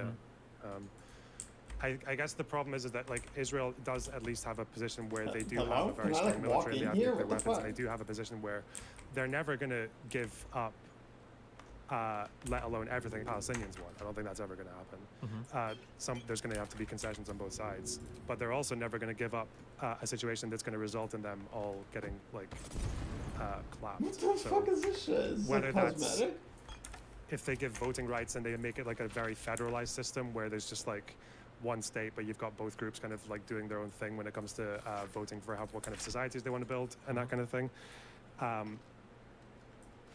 But I don't think it's much of a gamble to say right now, which is why I kind of like to focus on just more immediate stuff, is that like right now it's just like ending the settlements. That's like the first, nothing can happen before that. Like there's no negotiations if settlements keep expanding. If that stops, that like opens a door and then you can see what happens. Yeah, the only scary thing though is it opens lots of doors, some of which are really good for everybody, some of which are good for Palestinians, some of which are good for Israelis potentially, right? Like, yeah, like that's like if they end the settlements, that it's kind of like it feels like when conservatives in the United States are like, do we want to ban bump stocks or do red flag laws? Like we would be okay with that, but we're scared that if we give that, we don't know what's next. And I feel like that's probably the concern for Israel. That like, well, if we stop the settlements, we start pulling back. Like, what's next for negotiations? I guess. Yeah, but is that like so? What's if they just focus on that one move, like just stopping expanding settlements, which as far as the international community, that's like the consensus. They should stop that. Sure. If they do that, what's like the worst thing that happens like right after that in response? Well, I mean, if you're not winning, you're losing. I mean, my guess would be is if they stop expanding on settlements, if they start What does that have to do with David Packman? slowly pull back from the expansive point and now they're stationary, then the next thing that people are going to fight for is going to be to pull back from some settlements, right? I don't think anyone's realistically expecting the bigger ones to go away. Sure. But again, it's like Ooh, it's like anything that happens seems to, it's going to have to be. be as part of like a negotiated process. So I feel like if they can offer like it's usually like one-to-one land in swaps in melee? exchange What does for it even pulling back from mean? settlements, which has been accepted in the past. So I don't think it's going to be the case that they're going to I expect guess I'll give it a like shot, alright, 500,000 yeah. settlers to leave the West Bank. Especially, I don't think Israel's ever conceding to settlers leaving, because after what happened in Gaza, they're never doing that again. What happened in Gaza? That it became militarized and people got bombed from there? Well, they got rid of the IDF took 8,000 settlers out, and it was pretty like rough. I think some of those settlers to this day, quite a lot of them still don't have alternate housing, and it was like 15, 20 years ago. So Gotcha. yeah, that's just, they're not going to remove that many at once again. Okay. Damn. Well, I it's think pretty, maybe Israel-Palestine is pretty rough, huh? Yeah. I think maybe the analogy you're going for sounds more like Rwanda. Do you know much about how that whole genocide like took place? I know about Rwanda. The United States was involved in some conflict prior to that, I think in Northern Africa, and we did really poorly. And I think that people blamed that intervention later on us not intervening at all in Rwanda. That's the only thing I know about Rwanda. I barely know anything about it. Tell me, explain. So it's an example first of try, a baby. historically oppressive group, Okay. basically becoming the victims. The Tutsis were a minority, but they were also the wealthy, like landowner fellas. oppressors. They were the monarchy. When the Belgians and the Germans were colonizing Rwanda, the Tutsis had positions in the colonial government. There was a narrative, a very false narrative, put out that Tutsis were actually like more Northern Africans, so they were like racially superior and shit. So yeah, they had like every advantage possible. And the thing with when the occupation of Rwanda ended in the late 50s and early 60s, the result was that Hutus made up 80+% of the population, and as soon as they had democratic power, they used it to attack Tutsis, like straight away. Not even in the 90s. There was already Tutsis like fleeing or facing repercussions and all that shit. And then obviously in the 90s, the Hutus did the genocide, right? But I think, again, if someone asked you, does that mean that ending colonial rule or bringing like equal rights in Rwanda, if someone ever said like, was that a bad decision, I would probably still lean with no. Like, what the problem was is that the colonial government that left didn't give a fuck about what happened to Tutsis afterwards. Sure. There weren't any protections put into place. There was no constitution that protected people from being kicked out of their houses and all that stuff. So I feel like when it comes to Israel and Palestine, because there are so many massive international actors involved in it, I think it would, even if I think Palestinians get like voting rights and they use those rights to clap Israelis, like I think the point is going to be that it won't be the fact that it won't be equality that did that. It'll be like the way it was actioned. Sure. Same with Rwanda or South Africa. Yeah. And I can understand the abstracted moral argument, but I'm sure you can understand that the on the ground feelings are going to be a lot different, right? That, like, for instance, if I were to go to a casino and I were to bet my whole life savings on black and I win, you can tell me all day about how it was a bad bet, but emotionally it's probably not going to feel that way, right? Yeah, and I think, I don't know, yeah, on the ground it's really hard to say, because you can even take what happens on the ground with Israel and Palestine and even make really optimistic claims, because despite everything that's happened, is like there are still lots of intertwined communities, especially along the north of Israel and along the northwestern coast, where there are Arabs and Jews who live side by side with like in relatively peaceful conditions, and this like kind of happens in Jerusalem as well in some parts. So yeah, I don't know. I just think Jerusalem famously known for lack of conflict between Jews and Arabs. What's going on in Al Aqsa today? Yeah, it's more, like that's maybe a less good example. But, sure. But yeah, I know what you mean. Yeah, and I would still say that that's why I don't think I could ever take the position that like we need to keep this group down, because on the off chance that they might fuck us back in the future. That's like the kind of position I find is that like the most untenable. Yeah, I guess I figure it just seems that like because of the unique kind of Jewish history, it seems like if there's any group of people that could make that argument, it would be Jewish people, right? They have like 15 different holidays where it's like some group of people tried to genocide us and we lived and let's eat food. Like it feels like because of Jewish history, I could see them in particular being like, well, you know, we're going to go ahead and trust our gut on this one. Not that that necessarily morally justifies it or even empirically justifies it, but... Do you know the blood libel baby joke from Middle Eastern Jews? Nope, tell me. It's a Middle Eastern Jewish joke about there's this like village, I think it's Syria or some shit, and they're like, oh no, fuck, like a baby's just been murdered, like they're gonna blame us because the baby was murdered for like some ritual, and they're gonna blame us, we're fucked, oh no. And then a few hours later they come back and it's like, oh shit, no, good news, the baby was actually Jewish. So there's not going to be blood libel repercussions. Yeah, Jesus. they have a very grim sense of humor over there. Mhm. But yeah, I don't know. I'm just thinking, like, if someone comes to you and says, like, "Oh, what do you think should happen?" and all that, I feel like a much more reasonable response would just be, like, even if there's no obvious solution, I feel like you could just say something like, "Yeah, the settlement expansion should probably stop. Israel should probably try to go back to being a bit more of a democracy with the court system," rather than saying what you said on that panel. Which is Israel just Which continues was- expansions until Palestinians are basically it's just gone. How many Palestinians are there? Is it a few million? Within Israel, Gaza, and West Bank, it's like 6-7 million, and then another 7 million in the diaspora. What's the So- population? Diaspora means around the world or just around the Middle East? Around the around the world, but I think most of them are in the Middle East, like vast Gotcha. majority. Are how many Jewish people are there? Israeli Jewish citizens? Is it a few million? 6-7 million. 6 or 7. Oof, that's rough. I think there are slightly more Palestinians from the river to the sea right now than Israelis. They opened them like a couple of years ago because they have a lot of babies over there. It sucks that the numbers don't work out nicely. Like, I feel like if there were 500,000 Palestinians, I think you could just say a one-state solution would be the best, and then figure it out from there. But Nah, it's like probably 50 to 48 right now. yeah, I know. Yeah, the Palestinians, numbers make it a Not lot enough rougher. movement. I know. What? That doesn't matter because we're just gonna shoot this guy. Anything else you want to add? Very to this, nice. or- So Jewish people should probably chill on the West Bank settlements. Ideally, pull back the more controversial ones. I don't know where those are, and then negotiate. They're also scattered, yeah. Yeah, and then try to negotiate some. I feel like carving out a real Palestinian country would be good. I don't know. Are there any countries on the map right now that look like what Palestine would look like? What, empty bits of land? that Just they like could little scattered bits of like chickenpox land on a map. Is there any country right now that looks like that?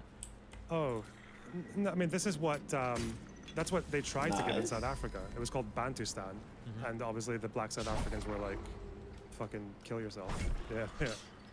Yeah. Huh. So I don't think so. I guess unless you count island networks.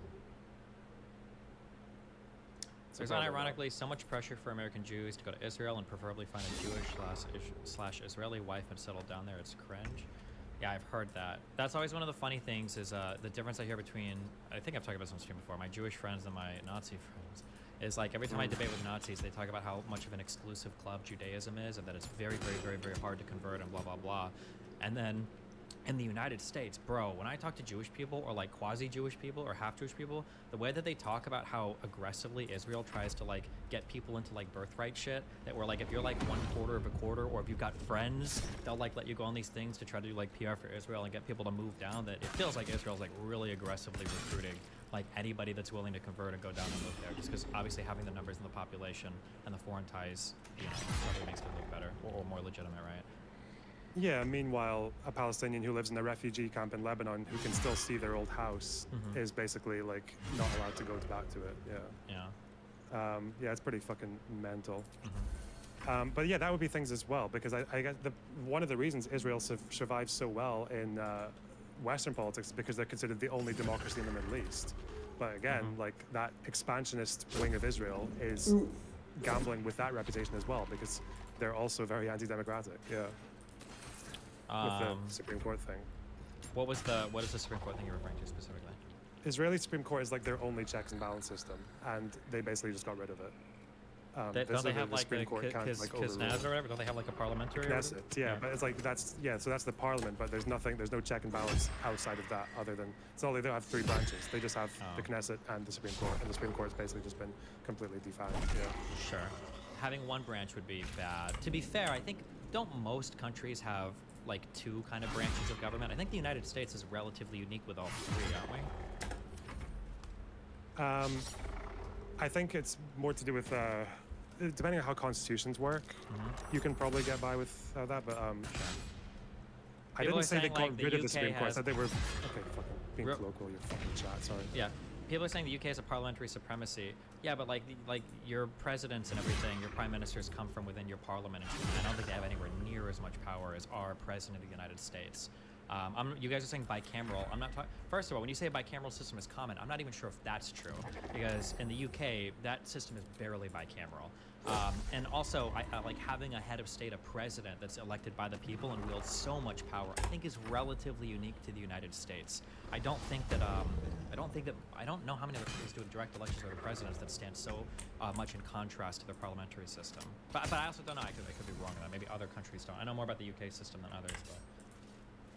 Yeah, a lot of it just depends on constitutional arrangements and shit like that. But yeah, as far as, I mean, everyone who's not the Israeli right like absolutely despises what they've done down there. So I'm gonna assume it's pretty bad.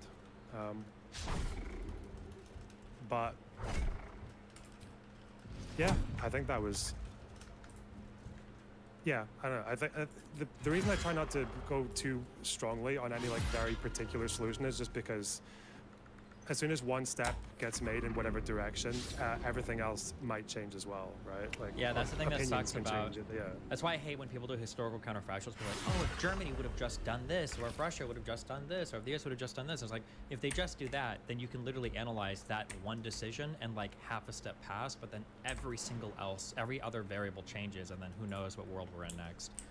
It's really funny when people try to like plan out like 15 steps ahead of like a major, historically altering decision that's going to make.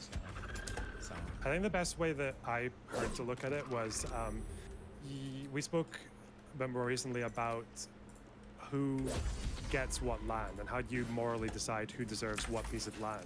And you kind of find out very quickly that's kind of impossible, right? Yeah. Like Israelis will say we get it because of the Israeli kingdom, and then Palestinians will say, well, there's a statute of limitations on refugee rights or being displaced or being indigenous. So where does that line end? Does it end for Palestinian refugees in 48? But a much easier way to look at it, rather than land or states or anything like that, is just like for me, like the issue with Palestinians and Israelis is fundamentally like human rights. There's like the right to not live under military occupation. There's the right to vote. There's the right to not be ethnically cleansed. There's the right, like refugee rights to either reparations or restitutions. Here's something I'm kind of curious about. Here's something I have a really hard time with. I have a really hard time. Most parliaments have a House of Lords, which is like the Senate. Stop. That is not true. The House of Lords in the United Kingdom is nothing like the Senate in the United States. No, it's not. Yeah, okay. The United States has a true bicameral legislative body in that both halves have big elections. Both halves wield arguably equal power. They have the power to veto, at least when it comes to legislation. The Senate might have a bit more power, but the House of Lords is not even close to an analog for the Senate in the United States of America. Here's a thing that I have a lot of problems with. I have a really hard time talking about morals or morality when it comes to other countries and other governments. I feel like things get absurdly complicated very quickly. So like for instance in the United, even like a basic one of should you be allowed to do the Nazi salute in Germany, right? Like they say no. As a US citizen, I have a big allegiance to freedom of speech. That's an obvious yes to me. How do you reconcile those moral differences? That's a basic one, but like more complicated ones might be like styles of government. Like I would say in the US, I would say it would be immoral to abolish our Supreme Court or immoral to roll our presidency into the legislative body, the executive and the legislative. But how do I make those same moral claims of other governances or countries, especially people of different religions or governing styles? Yeah, go ahead, sorry. I think for somewhere like Germany, you just have to.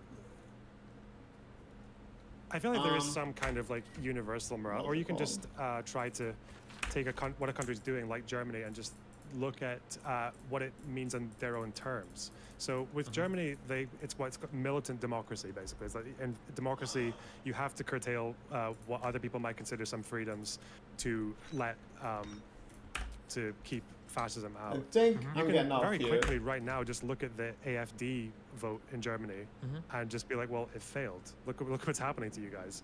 Yeah, like your far right party has like more than 30% of the votes in quite a few parts of Germany right now. So yeah, I'm gonna get off here.